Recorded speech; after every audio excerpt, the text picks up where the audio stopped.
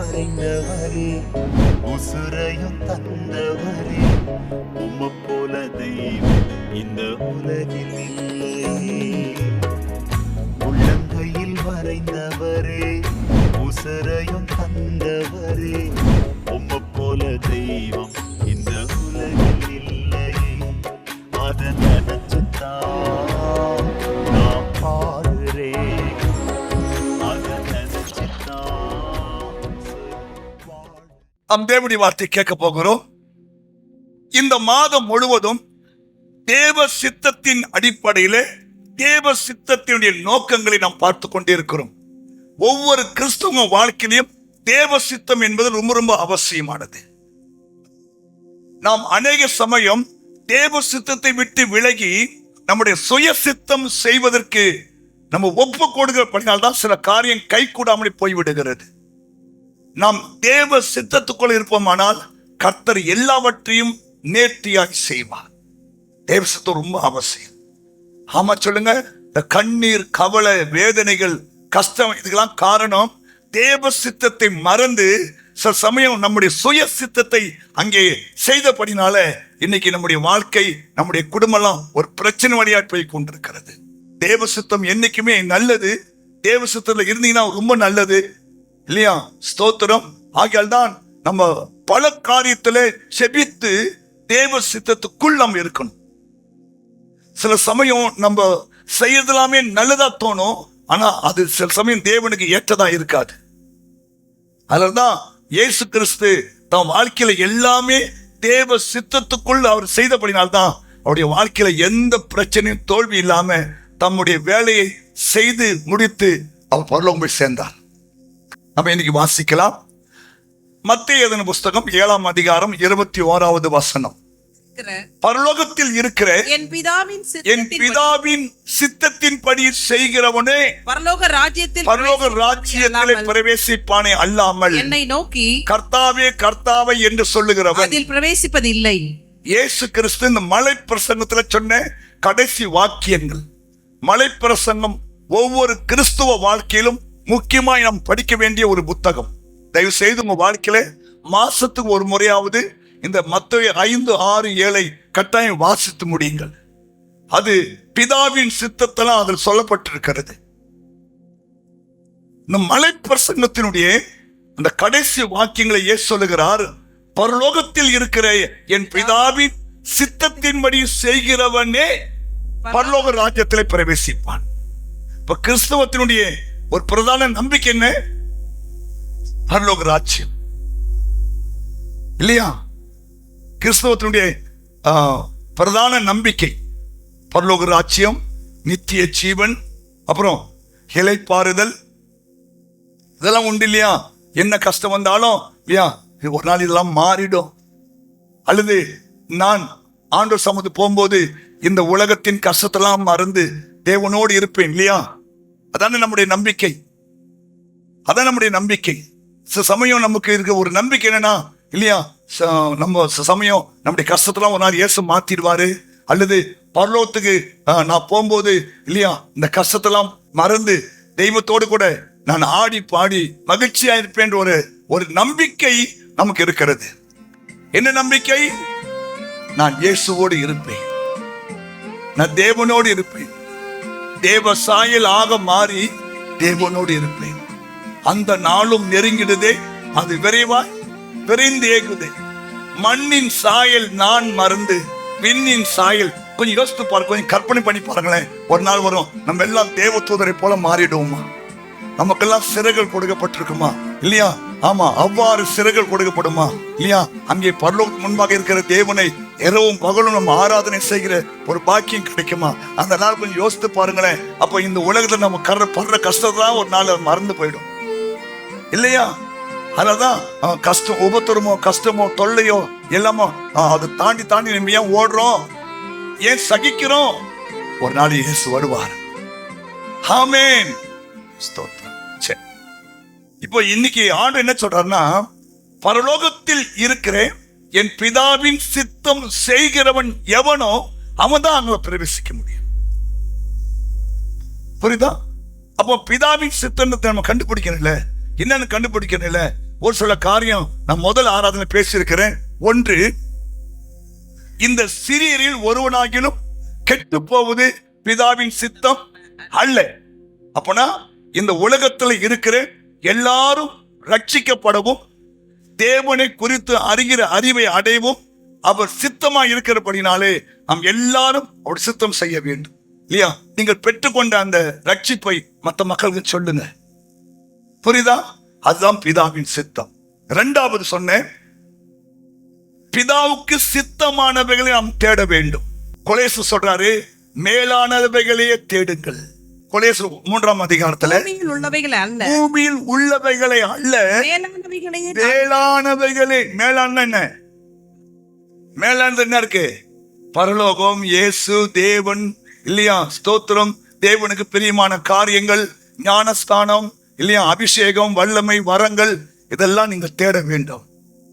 அதுதான் பிதாவின் சித்தம். அதனால நீங்க 6 நாட்கள் இந்த உலகத்தை தேடுறீங்களா? ஸ்தோத்திரம். ஒரு நாளாவது பிதாவின் சித்தத்தை தேட உங்களை ஒப்பு கொடுங்க. அந்த மேலானவைகளை தேட ஒப்பு கொடுங்க இல்லையா? லீவு நாட்கள் உட்கார்ந்து மணிக்கணக்க கொஞ்சம் வேதம் வாசிங்க, கொஞ்சம் ஜெபம் பண்ணுங்க, பிதாவின் சித்தத்தை உங்களை ஒப்பு கொடுங்க. குடும்பமா போய் ஊழியம் செய்யுங்க. போய் இதெல்லாம் தேவன் ரொம்ப சந்தோஷப்படுவார். மேலானது நீ தேடணும். கவனிங்க, ஒவ்வொரு குடும்பமும் வாரத்துல ஒரு நாளாவது வந்து கோயிலுக்கு ஜெபம் பண்ணிட்டு போங்க, குடும்பமா வந்து. புரியுதா? அது தேவனுக்கு பிரியமானது. நிறைய குடும்பம் இருக்கிறீங்க, வாரத்துல ஒரு நாளாவது குடும்பமா வந்து குடும்பமா ஒப்பு கொடுத்துட்டு ஜெபம் பண்ணிட்டு போங்க. கர்த்தர் அதை ரொம்ப பிரியப்படுவார். வந்து குடும்பமா என்னைக்கா வந்து ஒரு மூலைல உட்கார்ந்து நல்ல மனதார குடும்பம் ஜெபம் பண்ணிட்டு போங்க. அது உங்களுக்கு ஆசீர்வாதமாக இருக்கும். ஆமென். உங்களுக்கு நல்ல வாய்ப்பை நாங்கள் ஏற்படுத்தி கொடுக்கிறோம். செய்யுங்க. ஏன்னா பூமியில் உள்ளவைகளை அல்ல, மேலானவைகளை தேடுங்கள். அப்படின்னா என்ன? அப்படின்னா என்ன? இன்னும் கொஞ்சம் ஸ்பிரிச்சுவலா மேல போங்க இல்லையா? எதை எண்ணத்தை உண்போம், எண்ணத்தை குடிப்போம், எண்ணத்தை பூசிப்போம், இதுவே உன் வாழ்க்கை இருக்கக்கூடாது. அதை விட்டுட்டு வரங்கள், வல்லமைகள், அபிஷேகம் இல்லையா, ஆராதனை, இப்படி மேலான காரியத்தை நீங்கள் விசுவாசிக்கும் போது, செயல்படும் போது பரலோகத்தின் தெய்வம் உங்களை பார்த்து ரொம்ப சந்தோஷப்படுவார். ஆமென் சொல்லுங்களேன். ஹல்லேலூயா. சரி, 3வது அவங்க சொன்ன, நீங்கள் மறுரூபம் ஆக வேண்டும். அது பிதாவின் சித்தம் இல்லையா? நீங்கள் இப்படியே இருக்கக்கூடாது இல்லையா? மனுஷ சாயலா இருக்க நீங்கள் தேவ சாயலாய் மாற வேண்டும். புரியுதா? அதுக்குதான் உங்களுக்கு வார வாரம் கோயில் நாங்கள் பிரசவம் பண்றோம். நீங்கள் உலக பிரசவம் மனுஷ சாயல் மாறினோம். ரோமர் 12:2 சொல்றாரு, இப்பிரபஞ்சத்துக்கு ஒத்த வேஷம் தெரியாமல் தேவனுடைய நன்மையும் பிரியமும் பரிபூரணமான சித்தம் இன்னதென்று நீ அறிந்து உங்கள் மனம் புதிதாகிறதுனால மறுரூபமாகுங்கள். புரியுதா? 1 தெசலோனிக்கேயர் 4ஆம் அதிகாரம் 3. இது பிதாவின் சித்தம். வாசிக்கலாம். 4:3. நீங்கள் பரிசுத்தம் உள்ளவர்களாக வேண்டும் என்பதே தேவனுடைய சித்தமாய் இருக்கிறது. அந்தபடி நீங்கள் வேசி மார்க்கத்துக்கு விலகி இருந்து தேவனை அறியாத அஞ்சானைகளை போல மோக இச்சைக்கு உட்படாமல் உங்களில் அவனவன் தன் சரீர பாண்டத்தை பரிசுத்தமாயும் ஆண்டு கொள்ளும்படி அறிந்து இந்த விஷயத்தில் ஒருவனும் மீறாமலும் சகோதரனை வஞ்சியாமலும் இருக்க வேண்டும். கவனிங்க, பிதாவின் சித்தத்தில் ஒன்று ஹோலினஸ், பரிசுத்தம். கவனிங்க, பரிசுத்தம். ஏன்னா 1 பேதுரு 1ஆம் அதிகாரம் 15-14 சொல்லுகிறது, உங்களை அழைத்தவர் பரிசுத்தர் இருக்கிறது போல உங்களை அழைச்ச தேவன் எப்படி இருக்காரு? பரிசுத்தர். நீங்களும் உங்கள் நடக்கை எல்லாவற்றிலும் பரிசுத்தராய் இருங்கள். 16. நான் பரிசுத்தர் ஆகையால் நீங்களும் பரிசுத்தராய் இருங்கள். அப்போ வேர் பரிசுத்தமா இருந்தா கிளை பரிசுத்தமா இருக்கும். வேர் பரிசுத்தமா இருந்தா கனிகள் பரிசுத்தமா இருக்கும். புரியுதா? பரிசுத்தம் ரொம்ப அவசியம். ஆமென். ஹல்லேலூயா. அதனால்தான் ரொம்ப அழகா சொல்றாரு 1 தெசலோனிக்கேயர் 4:3 நீங்கள் பரிசுத்தம் உள்ளவர்களாக வேண்டும் என்பதே தேவனுடைய சித்தமாய் இருக்கிறது. பரிசுத்தம் உள்ளவர்கள் ஆக வேண்டும். அவருடைய சித்தம் அல்லது வில், அவருடைய விருப்பம். அவருடைய விருப்பம் என்ன? நீங்கள் யாருமே அசுத்தமாய் வாழக்கூடாது, பாவத்தோடு வாழக்கூடாது, தேவனுக்கு பிரியமில்லாமல் வாழக்கூடாது. நீங்க எல்லாரும் இல்லையா பரிசுத்தத்து மேல் பரிசுத்தம் அடைந்து நீங்கள் தேவ சாயலை மாற வேண்டும் இல்லையா. பரிசுத்தம் உள்ளவர்கள் இன்னும் பரிசுத்தமாக வேண்டும். அநியாயம் செய்கிறவர்கள் அநியாயம் செய்யட்டும், நீதி செய்கிறவர்கள் நீதி செய்யட்டும். இதோ நான் சீக்கிரமாய் வருகிறேன், அவன் செய்த கிரியைக்கு தக்க பலன் என்னோட கூட வருகிறது. ஆமென். அப்ப கவனிங்க, பரிசுத்தம் என்பது ஒரு வளர்ச்சி. பரிசுத்தம் ஒரே நாள் முடிஞ்சிராது. நீங்கள் சாகர வரைக்கும் நீங்கள் பரிசுத்தமாக்கி கொண்டே இருக்க வேண்டும். ஆமென் சொல்லுங்க. நீதிமான்கள் 7 தரம் விழுந்தாலும், கவனிங்க, விழுந்துட்டீங்களா, மறுபடியும் எழுந்து ஏசப்பா என்னை மன்னிச்சு என்னை மறுபடியும் பரிசுத்த நேரம் கொண்டு வாங்கன்னு சொல்லி கேட்கணுமே தவிர நான் வீழ்ந்துட்டேன் சொல்லி அப்படியே வீழ்ந்து போயிடக்கூடாது. மறுபடியும் எழுந்துக்கணும். அப்போ நீங்கள் பரிசுத்தமாக வேண்டும் என்பதே தேவனுடைய சித்தமா இருக்குது. அந்தபடி நீங்கள் வேசி மார்க்கத்துக்கு விலகி போக வேண்டும். புரியுதா? அப்ப நீங்கள் வேசி மார்க்கத்துக்கு விலகி ஓட வேண்டும். உங்களை அந்த வேசி மார்க்கம் பிடித்து கொள்ளக்கூடாது. நீங்க என்ன பண்ண, அந்த ஆவிக்காக ஜெபம் பண்ணணும். இயேசுவே இந்த பொல்லாத ஆவி என்னட்டு விலகி போய் ஆண்டவரேன்னு சொல்லி ஜெபம் பண்ணீங்கன்னா உங்களை அந்த ஆவி தொடாதபடிக்கு தேவனே உனக்கு வேலை எடுத்து காத்துக்கொள்வார். அது வாலிப பிள்ளைகள் ஜாகிரதையா இருக்கணும்.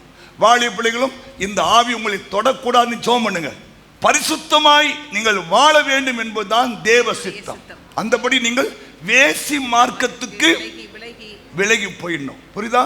தயவு செய்து இல்லையா உங்களை கரைப்படுத்தாம இல்லையா நீங்கள் தேவனுக்கு முன்பாக நிற்கும் போது இல்லையா சொல்லணும், என் மணவாளியே, என் ரூபவதியே, என் புறாவே இல்லையா அப்படின்னு தேவன் உன்னை பார்த்து புகழணும்.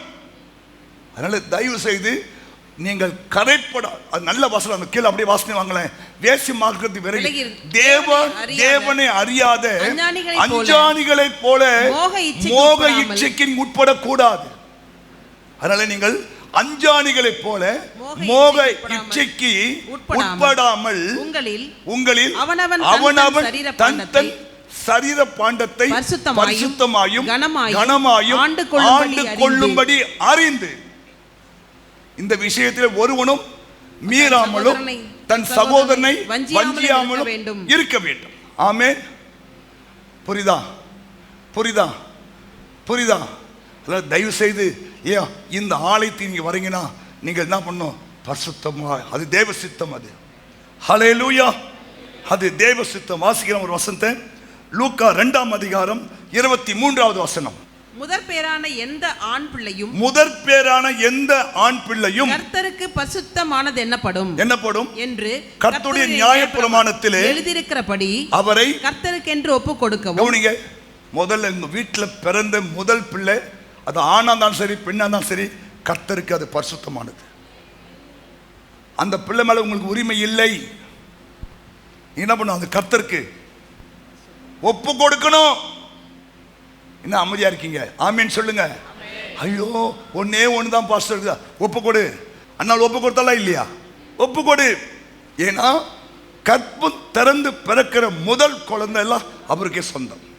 அதில் உங்க வீட்டில் தேவன் கொடுத்த முதல் பிள்ளையை கர்த்தர்க்கென்று ஒப்பு கொடுங்க. அதே பரிசுத்தம். புரியுதா? கவனிங்க, உங்களுடைய வருமானத்தில் முதல் பகுதி கொடுக்குறீங்களே, உங்களுக்கு உண்டான எல்லாவற்றையும் முதல் பகுதி கொடுக்குறீங்களே, அதே போல உங்க மூலமாய் தேவன் கொடுத்த முதற்கனியை தேவனுக்காக என்ன பண்ணணும், ஒப்பு கொடுக்கணும். அது பரிசுத்தம் உள்ளது. கர்த்தருக்கு முதல் பிறந்தலாம் யார் தான் சொந்தம்? புரியுதா?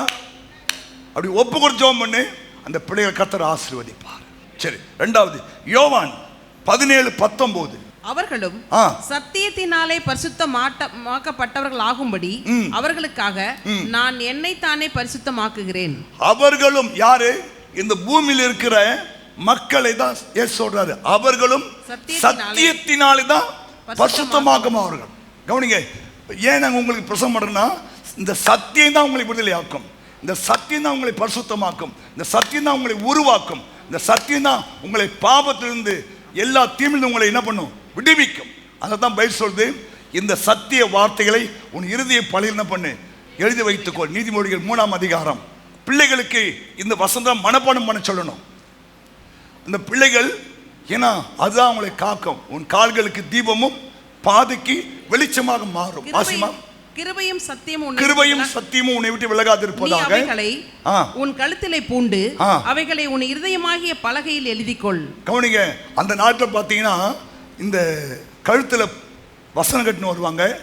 ஐடி கார்டு மாதிரி. அடுத்த வாரம் வரும்போது ஐடி கார்டு மாதிரி ஒரு வசனத்தை பிரிண்ட் பண்ணி அப்படி போட்டுன்னு வா. பாருங்க என்ன சொல்றாரு, கிருபையும் சத்தியமும் உன்னை விட்டு விலகாதிருப்பதாக நீ எவைகளை, அந்த வார்த்தைகளை, அவைகளை உன் கழுத்திலே பூண்டு உன் இருதயமாகிய பலகையிலே எழுதிக்கொள். அதனாலே தேவனுடைய பார்வையிலும் மனுஷனுடைய பார்வையிலும் தயையும் நற்புத்தியும் பெறுவாய். கைத்தட்டு பார்க்கலாம். எப்போ உனக்கு தயை கிடைக்கும்? எப்போ உனக்கு நல்ல புத்தி கிடைக்கும்? நல்ல புத்தி எப்போ வரும்? இது எதைய பலகையில எழுதி வைத்துக் கொள்ளும் போது தான் உனக்கு நல்ல புத்தியே வரும், இல்லையா? ஏன்னா இது உன்னை ஞாபகப்படுத்தி கொண்டே இருக்கும். ஜாக்கிரதை, எச்சரிக்கை, அங்கே போகாத, அதை செய்யாத, அவனை பார்க்காத, இல்லையா அப்படின்னு ஏதோ அந்த வசனம் உங்களோட பேசினே இருக்கும். இதய பலகையில எழுதிக்கொள். அப்போ இங்கே ஒரு பலகை இருக்குது, அதான் மனப்பாடம் பண்ணுறது. ஒரு நாளைக்கு ஒரு வசனமாக மனப்பாடம் பண்ணுங்க. பிள்ளைகள் அப்படி மனப்பாடம் பண்ண சொல்லுங்க. ஒரு நாளைக்கு ஒரு வசனமாவது பிள்ளைகள் மனப்பாடம் பண்ணி ஒப்பிக்க சொல்லுங்க. நல்லது. பிற்காலத்தில் அது அந்த பிள்ளைகளுக்கு ஆசீர்வாதமாக மாறும். ஆமீன் சொல்லுங்க. சொல்லுங்க, நாளிலிருந்து ஒரு வசனத்தை வாசித்து ஜெபம் பண்ணாதான் உனக்கு சாப்பாடு. அப்படி சொல்லி பாருங்களேன். பிள்ளைகள் அப்படி வசந்த படிக்க ஆரம்பிக்கும், ஜெபம் பண்ண ஆரம்பிக்கும், இல்லையா மனப்பாடம் பண்ண ஆரம்பிக்கும், இல்லையா? அதுதான் நீ உன் பிள்ளைக்கு சேர்க்கிற சொத்து. பிள்ளைக்கு நீ சொத்து சேர்க்க வேண்டாம். நீ அவங்களுக்கு இயேசு சொல்லி கொடுத்தா போதும். அந்த இயேசு அந்த பிள்ளைகளை ஆசீர்வதிச்சிருவார். 3 யோவான். ஒரு அம்மா எழுதுறாங்க சபைக்கு, என் பிள்ளைகள் சத்தியத்திலே நடக்கிறார்கள். 1:4 என் பிள்ளைகள் சத்தியத்திலே நடக்கிறார்கள் என்று நான் கேள்விப்படுகிற சந்தோஷத்திலும் அதிகமான சந்தோஷம் எனக்கு இல்லை. சகோதரா கவனி, உன் புள்ள கோடி கோடியா சம்பாதிக்கிறன்ற சந்தோஷத்தை விட என் புள்ள சத்தியத்தில் நடக்கிறான் பாஸ்டர். ஆமென். என் புள்ள சத்தியத்தில் நடக்கிறான் பாஸ்டர். அதை விட சந்தோஷம் வர ஒன்றும் இல்லைங்க. உங்க பிள்ளைங்க இல்லையா ஜெபம் பண்றாங்க, பைபிள் வாசிக்கிறாங்க, ஒழுங்கா ஆலயத்துக்கு போறாங்க, இல்லையா ஒழுக்கமுள்ள பிள்ளையா இருக்கிறாங்கன்னா அத மாதிரி சந்தோஷம் உன் புள்ள 1 கோடி சம்பாதிச்சு உன் கையில் கொடுத்தா இருக்காது. என் பிள்ளைகள் சத்தியத்திலே நடக்கிறார்கள் என்று நான் கேள்விப்படுகிற சந்தோஷத்திலும் அதிகமான சந்தோஷம் எனக்கு இல்லைன்னு சொல்றாரு. கைத்தட்டுங்க பார்க்கலாம். உங்களுக்கு என்ன சந்தோஷம்? என் பிள்ளைகள் சத்தியம் நடக்கிறார். எங்கப்பா உங்க பையன் ஜெபம் போய்க்கிறான் பாஸ்டர், எங்கப்பா உங்க பையன் சர்ச்சுக்கு போய்க்கிறான் பாஸ்டர், எங்கம்மா உங்க பையன் சர்ச்சில் வேலை செய்ய போய்க்கிறான் பாஸ்டர், எங்கம்மா பையன் அபிஷேகம் கொடுத்து போய்க்கிறான் ஐயா. அந்த மாதிரி சந்தோஷம் வேற ஒன்றும் இல்லை. உன்னை பெத்த தாய்க்கும் தாகுமுனுக்கும் அதை விட வேற சந்தோஷம் ஒன்றுமே இல்லை. ஆமீன் சொல்லுங்க. ஆமீன் சொல்லுங்க. ஸ்தோத்திரம். அப்போ சத்தியத்தினாலே அவங்க விடுதலை ஆக்கப்படுவார். வாசிமா அதே வசனத்தை அந்த 17-19 அவர்களும் சத்தியத்தினாலே பரிசுத்தமாக்கப்பட்ட. எதெல்லாம் பிள்ளைங்க பரிசுத்தமாவாங்க? இந்த சத்தியம் தான். இந்த சத்திய வார்த்தை உங்களையும் பரிசுத்தமாக்கும், உங்க பிள்ளைகளையும் பரிசுத்தமாக்கும். ஆமென். கவனிக்கிறீங்களா? அவர்களுக்காக நான் என்னைத்தானே பரிசுத்தமாக்கிறேன். கைத்தட்டுங்க நம்ம நல்ல இயேசுவுக்கு. நீங்க பரிசுத்தமாய் வாழ வேண்டும் என்பதற்காக ஒவ்வொரு நாளும் அவர் தன்னை பரிசுத்தமாக்கி கொள்ளுகிறார். ஒவ்வொரு நாளும் நீங்கள் நானும் பரிசுத்தமாய் இருக்க வேண்டும் என்று அவர் தன்னைத்தானே ஒவ்வொரு நாளும் பரிசுத்தமாக்கி கொள்ளுகிறார். எவ்வளவு நல்ல தெய்வத்துக்கு போறது தெரியுமா? நல்ல தெய்வத்தை ஆராதிக்கிறோம் இல்ல? ஆமா சொல்லுங்களேன். அப்போ நீங்கள் பரிசுத்தமாக வேண்டும் என்பது தேவனுடைய சித்தமாக இருக்கிறது. ரோமருக்கு எழுதின புஸ்தகம் 11:16 மேலும் முதற் பலனாகிய மாவானது பரிசுத்தமாய் இருந்தால் பிசைந்த மா முழுவதும் பரிசுத்தமாய் இருக்கும். வேரானது பரிசுத்தமாய் இருந்தால், வேர்னா யாரு? நீங்க தான், பெற்றோர்கள் தான் வேறு. வேர் பரிசுத்தமா இருந்தாதான் கிளைகளும் கிளை யாரு? நம்முடைய பிள்ளைகள். அப்போ வேரானது பரிசுத்தமா இருந்தாதான் கிளைகளும் பரிசுத்தமா இருக்கும். புரியுதா? அப்போ உங்களை நீங்க ஒவ்வொரு நாளும் உங்களை என்ன பண்ணணும்? அதுக்காக மாற்றிக்கொண்டு ஐயோ என் வேறு என் கிளை பரிசுத்தமா இருக்கணுமே, என் கிளை பரிசுத்தமா இருக்கணுமே, இல்லையா? ஸ்தோத்திரம். வேறு வச்சுதான் கிளைக்கு, இல்லையா? ஆமா, வேறு தான் அடி வரைக்கும் போகும், தண்ணியை உறிஞ்சி கொண்டு வரும். இல்லையா? ஸ்தோத்திரம். அப்போ வேர் பரிசுத்தமா இருந்துச்சுன்னா கிளைகள் பரிசுத்தமா இருக்கும். அதனால தயவு செய்து உங்களை ஒவ்வொரு நாளும் தெய்வத்துக்கு முன்பாக வைத்து உங்களை பரிசுத்தப்படுத்திக் கொள்ளுங்கள். ரோமர் 12:1 சீக்கிரமா. அப்படி இருக்க சகோதரரே, நீங்கள் உங்கள் சரீரங்களை பரிசுத்தமும் தேவனுக்கு பிரியமுமான ஜீவ பலியாக ஒப்பு கொடுக்க வேண்டும் என்று தேவனுடைய இரக்கங்களை முன்னிட்டு உங்களை வேண்டிக் கொள்கிறேன். இதுவே நீங்கள் செய்யத்தக்க புத்தியுள்ள ஆராதனை. நீங்கள் உங்கள் சரீரங்களையும் பரிசுத்தமும் தேவனுக்கு பிரியமான ஜீவ பலியாய் நீங்கள் ஒப்பு கொடுக்க வேண்டும். கவனிங்க, என்ன பாருங்க, என்ன கவனிங்க. இது சரீரம் தேவன் நம்ம கிருபையாய் கொடுத்தது. புரியுதா? இந்த சரீரம் எப்படி இருக்குன்னு விரும்புறாரு? பரிசுத்தமும் தேவனுக்கு பிரியமான ஜீவ பலியாய் ஒப்பு கொடுக்க வேண்டும் என்று தேவனுடைய இரக்கங்களை முன்னிட்டு உங்களை வேண்டிக் கொள்கிறேன். இதுவே நீங்கள் செய்யத்தக்க புத்தி உள்ள ஆராதனை. ஏன் சர்ச்சைக்கு ஓடி வர தெரியுமா? ஆண்டவரே, என் சரீரத்தை என்னை ஜீவ பலியாய் ஒப்பு கொடுக்கிறேன்னு சொல்லி ஜெபம் பண்றதுதான். அதான் புத்தி உள்ள ஆராதனை. புரியுதா? வந்தவனமா திரும்பி போறது ஆராதனை இல்லை. ஒவ்வொரு வாரம் வந்து ஆராய்ச்சி பண்ணா உன் வாழ்க்கையில அது ஒரு புத்தி உள்ள ஆராதனையா இருக்க வேண்டும். ஒவ்வொரு வாரமும் உங்கள் சரீரங்களை இல்லையா ஜீவ பலியாய் ஒப்பு கொடுத்து ஜெபம் பண்ணிட்டு போகும்போது கர்த்தர் உங்க வாழ்க்கையில மறுரூபத்தை உண்டாக்கி விடுவார். ஆமா, சொல்லுங்களேன். புரியுதா? இதுதான் நீங்க செய்ய வேண்டிய புத்தி உள்ள ஆராதனை. எபிரேயர் 6:3 தேவனுக்கு சித்தமானால் இப்படியே செய்வோம். எப்படி செய்ய வேண்டும்? மேலே வாசிங்க பார்க்கலாம். ஆகையால் கிறிஸ்துவை பற்றி சொல்லிய மூல உபதேச வசனங்களை நாம் விட்டுவிடக் கூடாது. கவனிங்க, அஸ்திபார உபதேசம் தெரியுமா உங்களுக்கெல்லாம்? மனம் திரும்புதல், தேவன் பேரில் வைக்கும் விசுவாசம், ஸ்நானங்களுக்கு அடுத்த உபதேசம், கைகளை வைத்தல், மரித்தோரின் உயிர்த்தெழுதல், நித்திய நியாய தீர்ப்பு. கவனிங்க, இது ரொம்ப அவசியம். இந்த அஸ்திபாரத்தை நீங்க நிலைச்சிருக்கணும். இந்த அஸ்திபாரத்தை அசைப்பதற்கு தான் பிசாசு காற்றுகளையும் புயல் மழை இதெல்லாம் வீச பண்ணுவான். எப்படியாவது அஸ்திபாரம் அசைமானு. ஆனா நீங்க கண்மலையில் கட்டப்பட்ட இல்லையா புத்தி உள்ள மனுஷனுக்கு ஒப்பாய் இருக்கணும். புரியுதா? மனம் திரும்புதல் ஒரு அஸ்திபாரம், விசுவாசம் ஒரு அஸ்திபாரம், ஞானஸ்தானம் எடுப்பது அபிஷேகம் பெறுவதுதான் ஒரு அஸ்திபாரம். கை வைக்கிறதுனா செயல்படுவது. கிறிஸ்துவின் நம்பிக்கை என்ன? மரித்தோரின் உயிர்த்தெழுதல், நித்திய நியாய தீர்ப்பு. நித்திய நியாய தீர்ப்பு. எல்லாருக்கும் ஒரு நியாய தீர்ப்பு இருக்கு. அவனவன் செய்த கிரிக்கு தக்க பலன் அங்க நியாய தீர்ப்பு இருக்கிறது. இதெல்லாம் அஸ்திபார உபதேசங்கள். இதில் நீங்கள் கவனமா இருக்கணும். நியாய தீர்ப்பு இருக்கிறது. அதனால தயவு செய்து அந்த நியாய தீர்ப்பு இருக்குது என்பதை அறிந்தான் நம்ம சில பாவங்களுக்கு, சில தீமையான காரியத்துக்கெல்லாம் நம்ம விலகி ஓடிக்கொண்டே இருக்கிறோம். எல்லாவற்றையும் அனுபவிக்க நமக்கும் அதிகாரம் இருக்கிறது. ஆனா நமக்கு தகுதி இல்லை. இல்லையா? தகுதி இல்லை. எல்லாவற்றையும் அனுபவிக்க நமக்கு அதிகாரம் உண்டு. எல்லாமே பக்தி விருத்தியை உண்டாக்கி விடாது.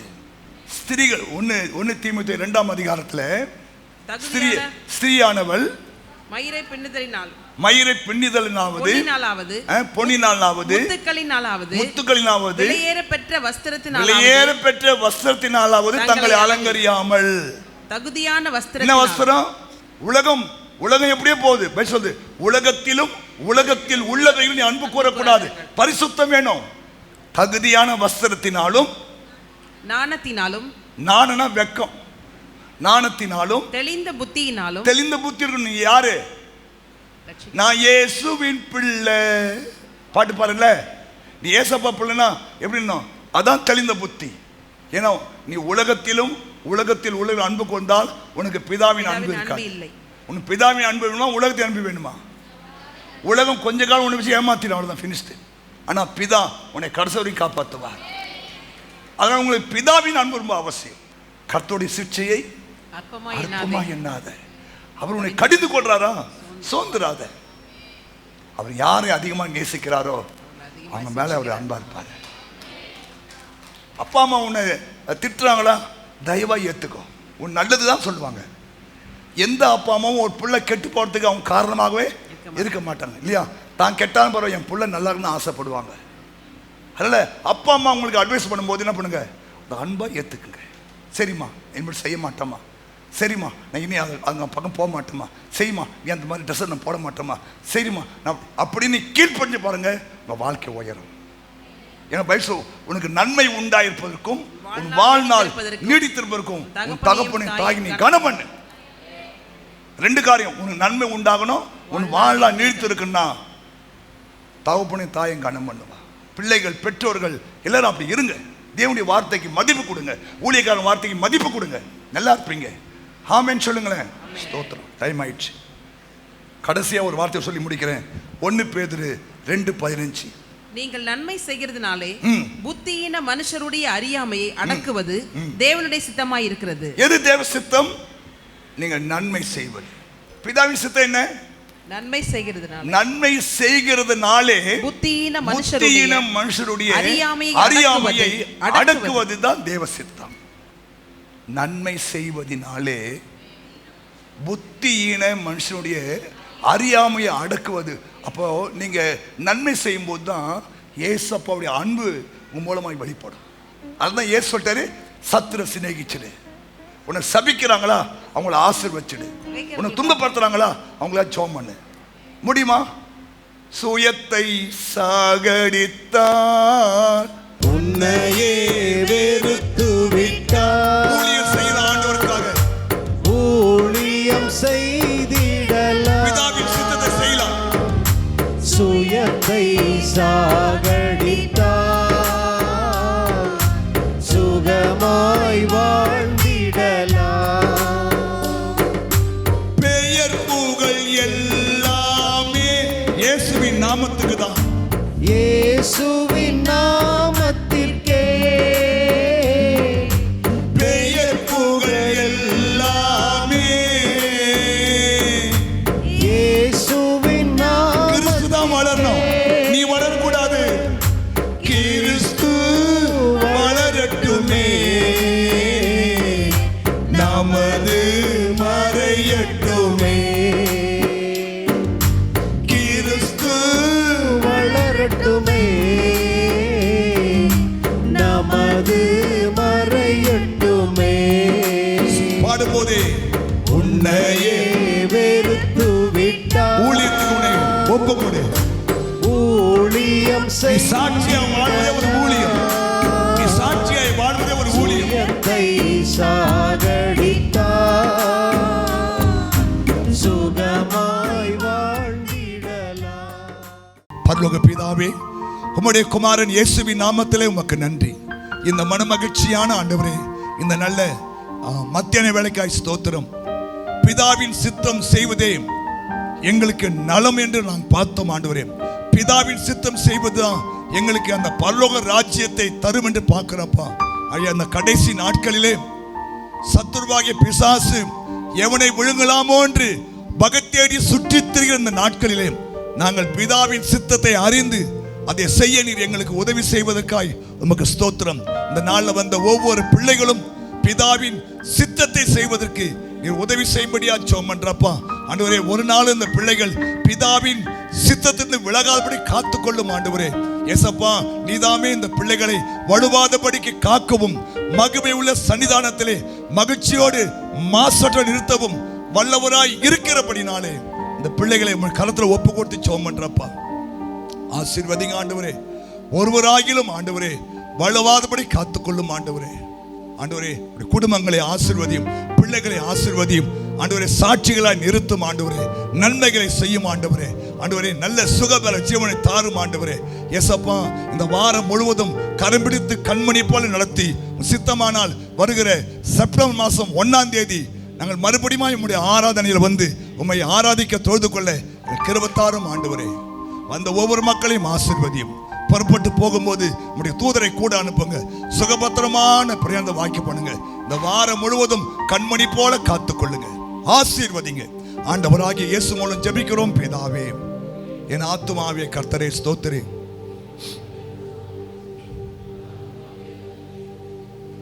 நம்முடைய பிதாவாகிய தேவனுடைய அன்பும் கர்த்தராகிய இயேசு கிறிஸ்துவின் கிருபையும் பரிசுத்த ஆவியானுடைய ஐக்கியமும் இப்போதும் எப்போதும் சதா காலமும் கர்த்தருடைய வருகை மட்டுமே நம்மை காத்துக்கொள்வாராக.